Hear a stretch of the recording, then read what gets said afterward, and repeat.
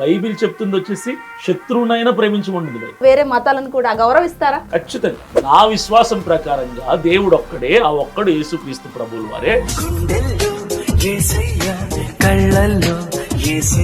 అంటే మిగతా మతాల దేవుళ్ళ గురించి మీకు సంబంధం లేదు, మీరు గౌరవించం, మీరు రెస్పెక్ట్ మాట్లాడారు, గౌరవిస్తాం. మరి దేవుడు ఒక్కడే అని ఎలా అంటున్నారు?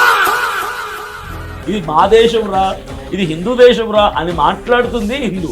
రిటర్న్ గా నాకు ఎక్కడ చూపించండి, రాజ్యాంగంలో ఉందా? అంటే మీరు ఇజ్రాయెల్ నుంచి తెచ్చుకున్నారు కదండి మతాన్ని, సో వాళ్ళు అనడంలో తప్పు లేదు కదా? కాదు కాదు కాదు, క్రిస్టియానిటీ వచ్చిన తర్వాత హిందూ మతం ఇక్కడికి ప్రవేశించింది. సుప్రీంకోర్టు మొన్న కొన్ని స్టేట్మెంట్స్ పాస్ చేయడం జరిగింది, ఎలా చూస్తున్నారు అసలు దాన్ని? తల్లి స్థానంలో ఉన్నటువంటి న్యాయస్థానం కూడా ఈరోజు కుల వివక్షను చూపిస్తుంది అని నిరూపణ అయింది. మతాన్ని మార్చొద్దు, మత ప్రచారాలు చేయొద్దు అంటారు. నువ్వు యేసు ప్రభు నమ్ముకొని క్రైస్తవాన్ని స్వీకరిస్తే నీకున్న ఎస్సీ హోదా పోతుందంటే ఇప్పుడు మారుతాడు ఇక్కడ. పెద్ద ప్లానింగే. సో తప్పులు అనేవి ఉంటావా బైబిల్లో? బైబిల్లో దావీదు ఉన్నాడు, డేవిడ్ అని ఆయన ఉన్నాడు, ఆయన పలానా తప్పు చేశాడు. లోత్ అనే వ్యక్తి ఉన్నాడు, ఆయన కూతుర్లతో తప్పు చేశాడు. సో ఇదే ఇష్యూకి సంబంధించి కూడా మందకృష్ణ మాదిగ గారు మాట్లాడడం జరిగింది. ఇస్లాం ఎక్కడ పుట్టింది, ఇవాళ ప్రపంచంలో ఏ స్థాయిలో నిలబడ్డది? క్రైస్తవ్యం ఎక్కడ పుట్టింది, ఈ ప్రపంచంలో ఏ స్థాయిలో నిలబడ్డది? ఈ రెండింటికంటే ముందు హిందూ ధర్మం సనాతన ధర్మం అయినప్పుడు ప్రపంచాన్ని ఎందుకు ప్రభావితం చేయలేకుండా పోయినాం? మన లోపమేంటి? వాళ్ళు ఫేమ్ అవటానికి ఏదో కొత్తగా మాట్లాడడానికి ప్రయత్నం చేస్తారు. ఆయన ఏమంటున్నాడు? నమస్తే, వెల్కమ్ టు హిట్ టీవీ. నేను మీ శ్వేతా గంగాధర్. క్రిస్టియన్ మతాన పైన కావచ్చు, లేకపోతే క్రిస్టియన్ కాంట్రవర్సీలు ఎక్కువగా మారిపోతున్నాయి ఈ రోజుల్లో. మరి వాటన్నిటికి సంబంధించి మనం మాట్లాడదాం. ప్రస్తుతం మనతో పాటు ఉన్నారు ప్రముఖ పాస్టర్ అభినయ్ దర్శన్ గారు ఉన్నారు. ఒక్కసారి వారి మాటలు తెలుసుకుందాం. నమస్తే అండి పాస్టర్ గారు. నమస్తే. ఎలా ఉన్నారు? ముందుగా బాగున్నాను సార్. సో చెప్పండి, సూటి ప్రశ్న. అసలు పాస్టర్స్ అనేవాళ్ళు చాలా వరకు బైబిల్ గురించి ప్రవచనాలు చేయడం లేకపోతే మాట్లాడడం లాంటివి చేస్తుంటారు. సో అందులో బైబిల్ కి సంబంధించి 3 మతాలు అనేవి అన్ని ఒకటి అని చెప్పేసి అంటుంటారు. సో అలా యాక్సెప్ట్ చేస్తారు, మీరు ట్రీట్ చేస్తారా? అసలు వేరే మతాలను కూడా గౌరవిస్తారా? ఖచ్చితంగా గౌరవించాలి. ఎందుకంటే భారతదేశంలో మనం పుట్టి పెరిగినప్పుడు first we are Indians, then after we are Christians. Right. దేశంలో పుట్టి పెరిగిన తర్వాత దేశంలో ఉన్నటువంటి ప్రతి మతస్థుల్ని, ప్రతి సిద్ధాంతాన్ని, ప్రతి గ్రంథాన్ని, ప్రతి దేవుణ్ణి గౌరవించాల్సినటువంటి బాధ్యత ఒక క్రైస్తవుడికే కాదు అందరికీ ఉంది. పరమతస్థులను కూడా గౌరవించాల్సినటువంటి బాధ్యత అందరికీ ఉంది. కాకపోతే ఈరోజు పరిస్థితులు అలా లేవు. ఒకరంటే ఒకరికి గిట్టని పరిస్థితి, ఒక మతాన్ని మరొక మతం దూషించటం, ఒకరి గ్రంథంలో ఇంకొక గ్రంథంలో ఉన్నటువంటి తప్పులు చూపించటం, ఇవి ఎక్కువైపోవటం బట్టి వ్యతిరేకత పెరిగిపోయి ఒకరంటే ఒకరికి గిట్టని పరిస్థితి వచ్చేసింది. కానీ బైబిల్ చెప్తుంది వచ్చేసి అందరినీ శత్రువునైనా ప్రేమించమంటుంది బైబిల్. రైట్. పొరుగువాన్ని కూడా ప్రేమించమంటుంది. మీరు గౌరవిస్తున్నారా? ఖచ్చితంగా. ఓకే. మరి ఎందుకని ఇవన్నీ సమాజంలో ఇవన్నీ కాంట్రవర్సీలు ఎందుకు? మరి నా వల్ల కాంట్రవర్సీలు అవుతున్నాయా? అంటే క్రిస్టియానిటీ మీ వల్ల అని చెప్పట్లేదు నేను. అంటే పరమతాన్ని గౌరవించాలి అని మనం అందరం అనుకున్నప్పుడు మరి ఎందుకు ఇవన్నీ హిందూయిజం కావచ్చు, ముస్లిం వాళ్ళ పైన ఎందుకు ఇవన్నీ కాంట్రవర్సీలు ఎందుకు? మరి సోషల్ మీడియా ఎప్పుడైతే ఈ కరోనా తర్వాత సోషల్ మీడియా బాగా ప్రజలకు బాగా ఎస్టాబ్లిష్ అవుతుందో, దగ్గర అయ్యే కొద్దీ ఏమవుతుందంటే ప్రతి ఒక్కడు యూట్యూబ్ ఛానల్ పెట్టుకోవడం, అంటే వంటలని, తర్వాత టూరిజం, రకరకాలు చేస్తుంటారు కదా. ఈ నేపథ్యంలో కొంతమంది వాళ్ళ గ్రంథాల మీద అవగాహన ఉన్న వాళ్ళు ఏం చేస్తున్నారంటే వాళ్ళ గ్రంథాల గురించి బోధించుకోవటం మానేసి కాంట్రవర్సీ చేస్తే, అంటే ఎదుటి గ్రంథంలో ఉన్న తప్పులను చూపిస్తే ఎక్కువ వ్యూస్ వస్తాయి, ఎక్కువ లైక్స్ వస్తాయి, రెవెన్యూ బాగా వస్తుంది, నేను కూడా ఫేమ్ అవుతాను, ప్రజలకు దగ్గర అవుతాను అన్నటువంటి ఉద్దేశంతో, స్వలాభంతో, స్వార్థంతో మాత్రమే ఎదుటి మతాన్ని, ఎదుటి వాళ్ళ గ్రంథాలని, ఎదుటి వాళ్ళ దేవుళ్ళని విమర్శించడం ప్రారంభించారండి. ఇది కేవలం యూట్యూబ్ రెవెన్యూ కోసం, వాళ్ళు ఫేమ్ కోసం మాత్రమే ఇది చేస్తున్నారు. దానివలన దేశంలో చాలా డ్యామేజ్ జరుగుతుంది. అంటే మీరు ఇక్కడే ఏదైతే దీనికి సంబంధించి అన్నారు, అంటే ఫేమ్ కోసం మాట్లాడారు అని చెప్పేసి అంటున్నారు. మరి ఎందుకని ఇంకా మీరు రియాక్ట్ అవ్వట్లేదు? వాళ్ళు చేసే వీడియోలో కావచ్చు, అవన్నిటికీ ఆ వైఖరికి మీరు ఎందుకు రియాక్ట్ అవ్వట్లేదు? రియాక్ట్ అయ్యాం. రియాక్ట్ అవ్వటం కాదు, రియాక్ట్ అవుతూనే ఉన్నాం. Continuously we have been reacting. కాకపోతే కుక్క తోక వంకర అన్నట్టుగా దానికి ఎంత దెబ్బలు వేసి కట్టినా ఆ కుక్క తోక ఎప్పటికీ వంకరగానే ఉంటుంది, సంవత్సరం కట్టినా కూడా. అలాగా వాళ్ళ బుద్ధి, ఎవరైతే ఇప్పుడు క్రిస్టియన్స్ గ్రంథాల గురించి తక్కువ చేసి మాట్లాడుతున్నారో, ఎవరైతే హైందవ గ్రంథాల గురించి తక్కువ చేసి మాట్లాడే క్రిస్టియన్స్ ఉన్నారో, వీళ్ళ బుద్ధి మారదు. అది వాళ్ళ నైజం.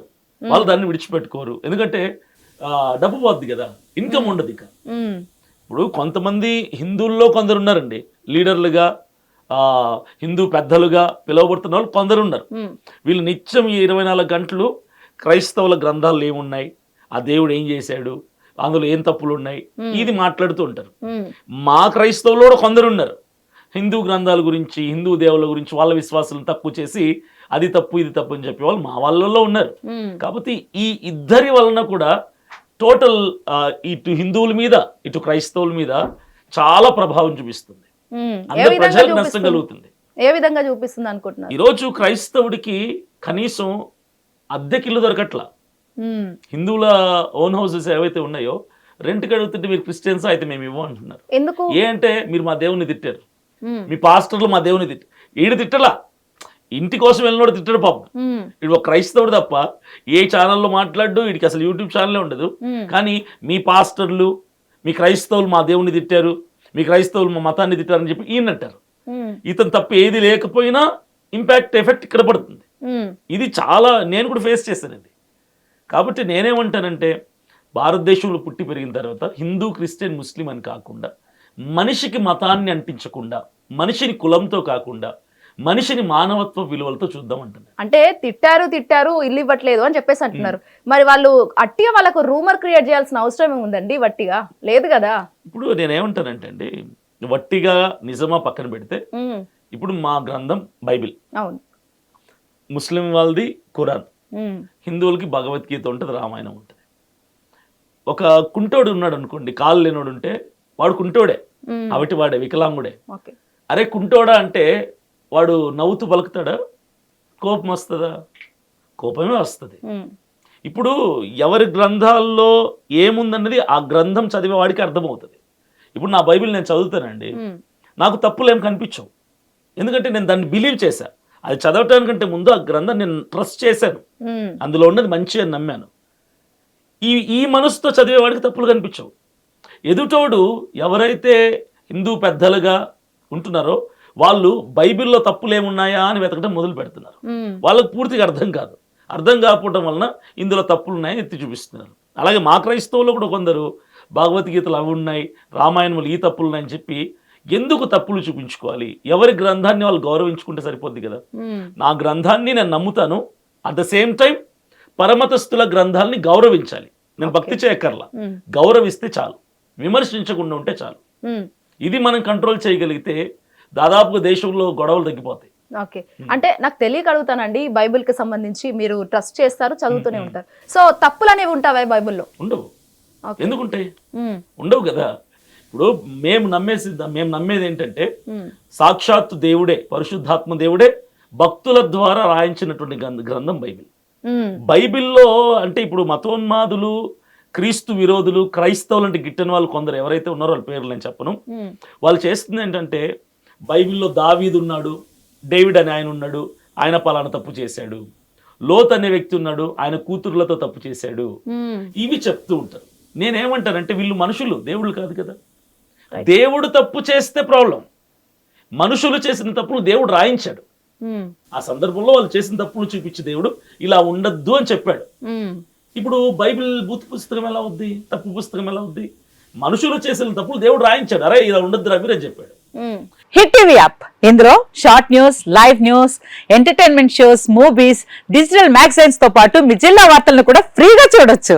ఇంకెందుకు ఆలస్యం, వెంటనే హిట్ టీవీ యాప్ ని డౌన్లోడ్ చేసుకుని ఫ్రీగా ఎంటర్టైన్మెంట్ పొందండి. Hit TV app, hit TV app, please download hit TV app. Hit TV app ని ఫ్రీగా డౌన్లోడ్ చేసుకుని ఎంజాయ్ చేయండి. మీకు నచ్చిన ఎంటర్టైన్మెంట్ కోసం హిట్ టీవీ యాప్ ని ఫ్రీగా డౌన్లోడ్ చేసుకుని ఎంజాయ్ చేయండి. హిట్ టీవీ యాప్ ని డౌన్లోడ్ చేసుకుని ఆస్వాదించండి, ఆశీర్వదించండి. ఇంతమంది సెలబ్రిటీలు హిట్ టీవీ యాప్ ని డౌన్లోడ్ చేసుకోండి అని చెప్తున్నారంటే ఎంత మంచి యాప్ ఆలోచించండి.